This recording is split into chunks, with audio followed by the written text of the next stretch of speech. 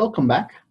Now, if you remember, in the videos that led up to me explaining how to do isomers, I gave you a couple of compounds to practice, and I don't know where exactly you are in terms of understanding how to determine which is the longest chain. And you may have had other questions as well. What you're looking at on the screen is an alternate view of looking at that same problem. Okay, now I've given this nothing to do with the C7H16. Okay, there's nothing to do with that. It's nothing to do with C6H14. I've just given you 4 structures, and here's what I want you to do. You can pause the video and try to see if you can figure it out, and then continue playing the video to see if you found the answers. And if you did, that means you got your foot in the right place as for us figuring out the idea of drawing structures. So here's what I want you to do. So determine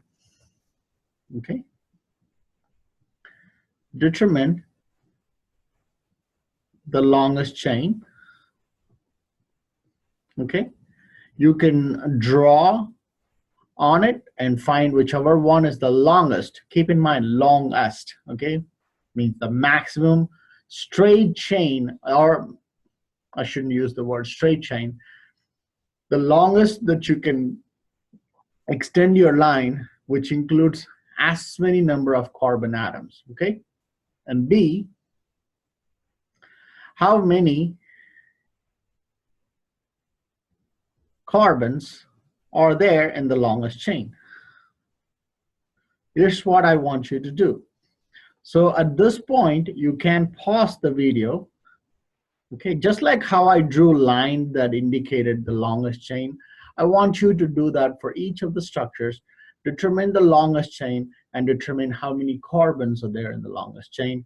You can pause the video now, and then you can continue once you finish solving the 2 problems.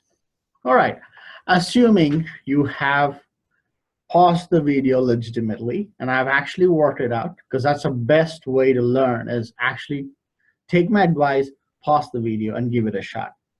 All right, you can try different combinations, and here's how I learned it when I learned it myself, okay? I drew different colors.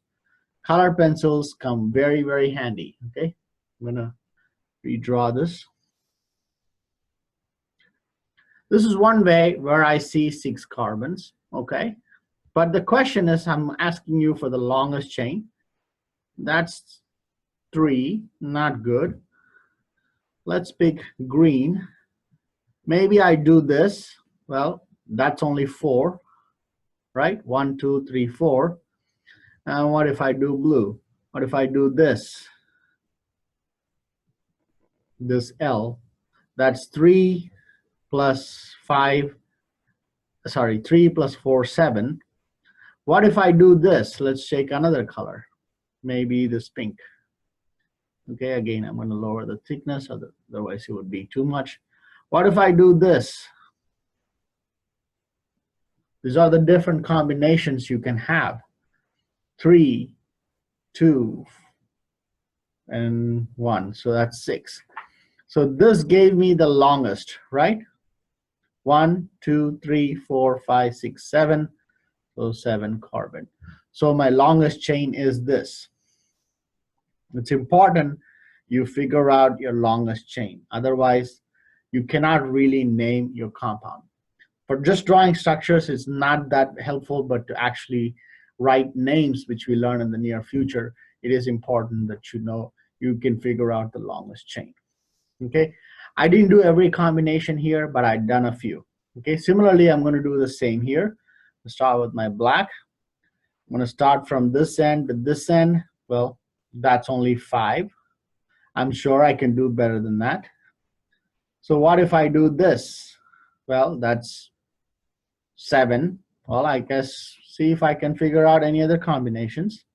What if I do this? That's 3 plus 3, 6. This was how many? 7, right? Even though it looks bent, it is still a straight chain, okay, because that is the longest, right? 1, 2, 3, 4, 5, 6, 7.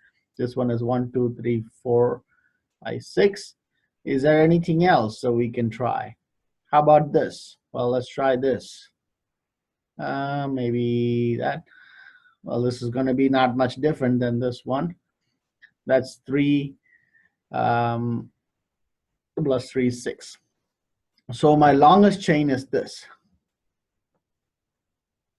It's important that we spend time understanding these finer details. So this one has 7 carbons as well.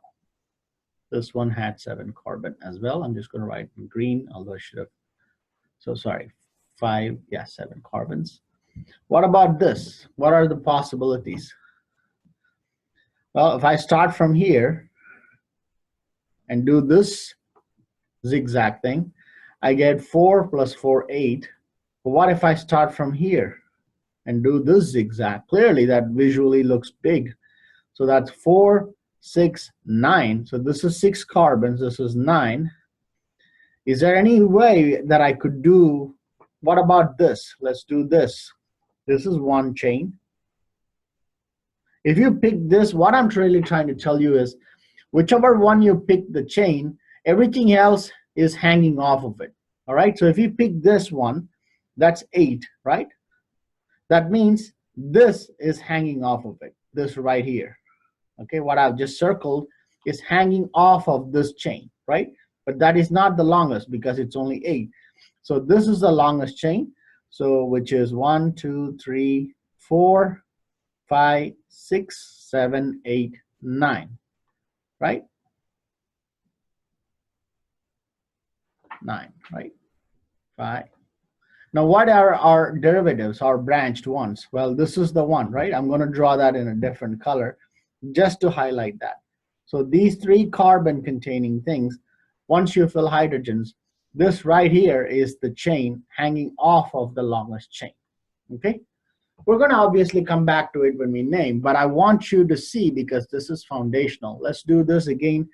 And I know what is the longest chain here, so without further delay, let's do this one, see if I get the most. 1, 2, 3, 4, 5, 6, 7, 8, 9. But what if I do this? Let's do this. Let's do this shape. That's 5 plus 3, 8. And I guess if I do this, that'll also be 8. I don't think there's any way I can make it past this. So it's going to be, if I do this, that's still going to be 8, right? So this is going to be my longest. So I guess this is also 8, right? Now this is 9, 4, yeah. So my longest chain is this. I am not getting past 9 any way I do it. So 9 is my longest. Sorry, I should have not extended this too big. Okay. So that will be,